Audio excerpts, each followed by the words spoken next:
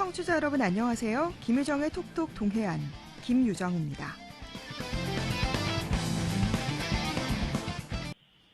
이어서 경주 소식입니다. 인터넷신문 경주포커스 김종득 기자 나와 있습니다. 안녕하세요. 예, 안녕하십니까. 경주시 관광객 통계 산출 방식 개선 방안을 마련하기 위한 연구용역 최종 보고회가 지난 4일 열렸죠? 예, 그렇습니다. 경주시에서는 지난 5월 달부터 이 관광객 통계 산출 방식 개선을 위한 용역을 의뢰 중인데요. 최종 보고회가 지난 4일 날 열렸습니다. 이날 보고회 결과를 담은 보고서는 조만간 올 연내에 나올 것으로 이렇게 예상을 하고 있습니다. 네, 지금 현재 경주시 관광객 통계 방식에 문제점이 있기 때문에 이 연구 용역을 발주한 것 같은데요. 예, 그렇습니다. 아시다시피 통계는 각종 정책 결정의 기초 자료로서 매우 중요합니다. 건축물로 치면 지면 설계도 또 기초공사 역할을 하는 것일 텐데요. 기초 작업이 소홀하면 당연히 그 공사도 부실 공사로 이어질 것이고, 마찬가지로 통계도 이 정확성이 뒷받침돼야 그 정확한 정책이 나올 수 있을 텐데, 이 국내 최고의 관광도시를 지향하는 이 경주시의 관광정책 수립은 당연히 정확한 관광객 통계가 뒷받침돼야 하는 것은 너무나 당연한 일일 것입니다. 그러나 이 경주시 관광객 통계 선정 방식은 30년 전부터 시행하는 방식이어서 기본적으로 통계가 신뢰를 주지 못하고 있다는 비판이 많았기 때문에 경주시가 연구 용역을 의뢰한 겁니다. 네, 그럼 경주시의 관광객 통계 지금은 어떻게 산정하고 있나요? 지금 경주시 통계 관광객 수를 산출하는 방식은 30년 넘게 전부터 시점부터 시행해 오고 있는 방식인데요. 이 경북관광협회가 불국사 관광안내소에서 조사하는 주차장에서 조사하는 방식입니다. 1987년부터 불국사 주차장에서 이 교통수단별 인원수를 추정한 후에 여기서 산정한 총 인원에다가 25%, 그러니까 불국사로 오지 않은 관광객이 한 25%라고 보고 25%를 가산해서 전체 경주 관광객 수를 산출하는 방식입니다. 이 당시만 하더라도 불국사가 경주 관광으로 오면 반드시 들러는 필수 코스라는 이런 전제하에 불국사 주차장에서 교통수단별 인원을 추정한 뒤에 이 불국사를 방문하지 않은 관광객 수를 가산하는 방식을 사용을 한 겁니다. 관광버스는 한 대당 30명, 시내버스는 몇 번 지나갔느냐 이걸 참고를 해서 인원수를 추정을 하고 택시 승용차는 3명에서 4명 정도로 추정해서 합산을 했다고 합니다. 그럼 이 같은 산정 방식의 문제점은 어떤 걸까요? 이런 산정 방식은 무엇보다 추정치여서 신뢰도가 낮았습니다.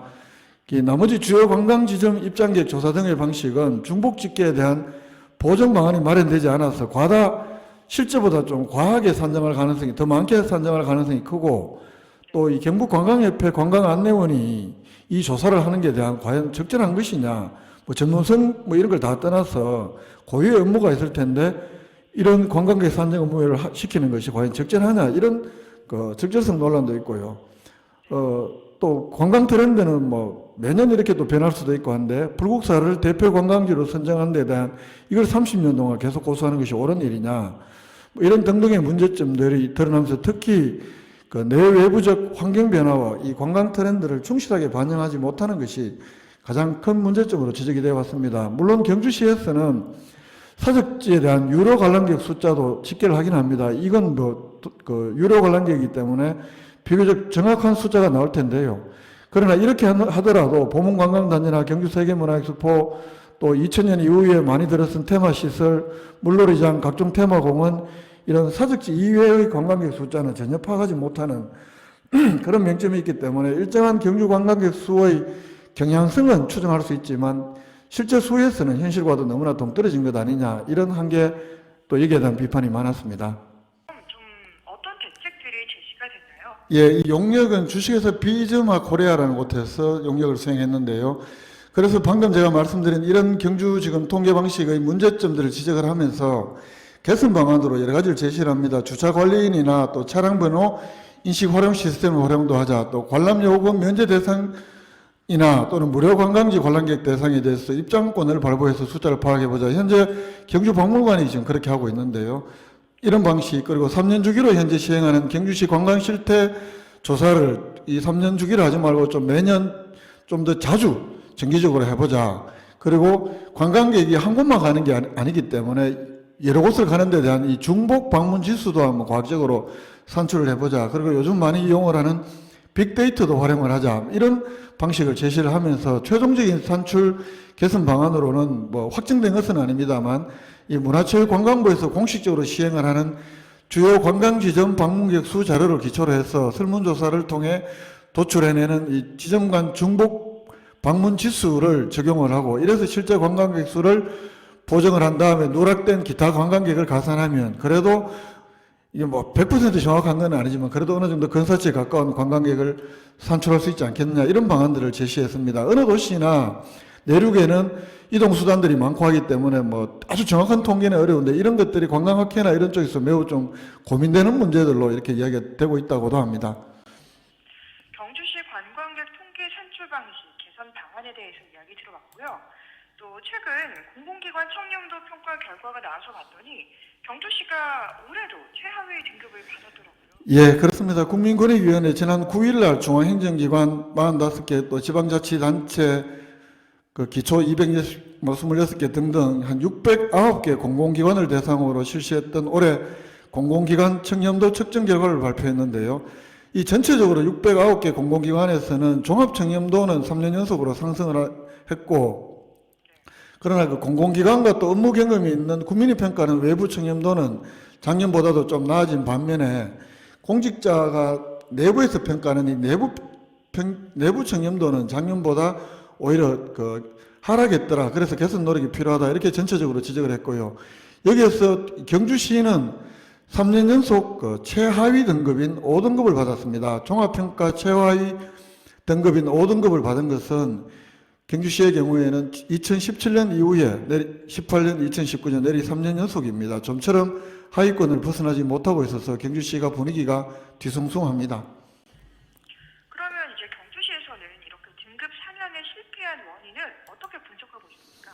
예, 뭐 잘 못했기 때문에 못 올라갔는 건데요. 전체적으로 그렇게 평가를 하면서도 이 부패 취약 분야였던 인허가, 보조금, 용역 분야의 경우에는 크게 개선이 됐지만 이 외부 평가 중에서 경주시 업무 관련자 301명에 대한 설문조사에서 그중에 응답자 3명이 여러 차례 금품 향응을 제공했다. 이렇게 응답했던 것이 결정적인 악영향을 미쳤다. 이렇게 밝혔습니다. 이 부분에서 전국 시평균이 75개의 시평균이 8.35점인데 반해서 경주시는 5.96점을 받았다고 합니다. 이렇기 때문에 0.12점으로도 등급이 좌우가 되는데 이게 한 3점 가까이 손해가 보면서 크게 등급을 받는데 산정하는데 크게 그 마이너스 영향을 미쳤다. 이렇게 분석을 하면서 전화경 시장 10일 날 긴급 기자회견을 열어서 만약 이런 일이 있다면 익명을 철저히 보장할 테니까 앞으로 재발 방지를 위해서라도 언제 누구에게 어떻게 줬는지 제발 좀 본인에게 시장에게 직통 전화로 좀 알려달라. 이렇게 공개적으로 호소하기도 했습니다. 이와 함께 그 2014년에 발생한 부패 사건으로 인해서 그 감점 0.33점을 받은 것도 결국 등급 상향의 걸림돌이 되었다. 이렇게 밝혔는데요. 이 감점을 받은 것은 부패 사건은 지난 2014년에 경주시에서 보조금을 지급하는 한 단체의 해외여행에 그 담당 공무원이 그 단체가 내는 경비로 동행한 사건인데 이게 계속 묻혀 있다가 작년 5월 달에 경상북도 종합감사에서 지적이 됐고 그래서 작년 하반기에 징계를 받았기 때문에 이 지금 부패 청렴도 평가가 작년 7월부터 올해 6월 말까지를 대상으로 하는데요. 그래 그 기간에 징계를 받았기 때문에 올해 평가에서 감점 요인으로 작용을 했다. 이렇게 설명을 했습니다. 조금 전에 말씀하셨듯이 준하경 시장이 10일 날 긴급 기자회견을 열었었잖아요. 예.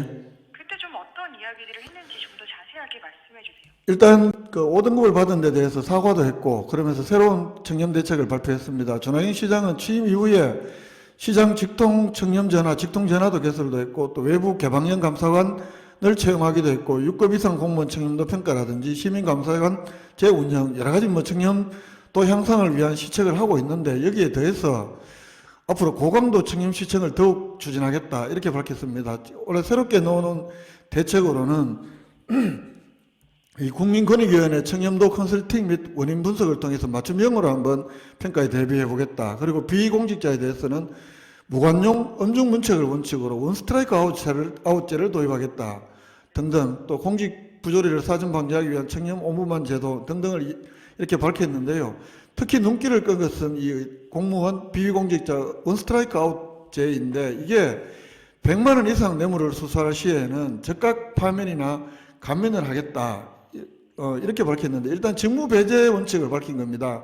100만 원 이상 받더라도 경찰 수사, 입건 또 재판 과정이 지루하게 이어질 텐데 이렇게 되면 그 재판을 받으면서 그 공무원이 해당 일을 몰두할 수가 있겠느냐. 그래서 재판 결과가 나올 때까지 즉시 직무에서 배제를 하고 별도의 시민봉사단 같은 이른바 대기조를 만들어서 그 본인 직무와 관계없는 일을 시키면서 그 재판 결과가 나올 때까지도 아예 직무에서 배제를 시키겠다. 그래서 그 처분 결과가 나오면 뭐 이렇게 신분 변화를 주더라도 일단 적발될 때부터 직무에서 배제하겠다라는 이런 엄정한 방침을 밝혔습니다. 그리고 부서장에게도 그 연대 책임까지도 묻기로 했고요.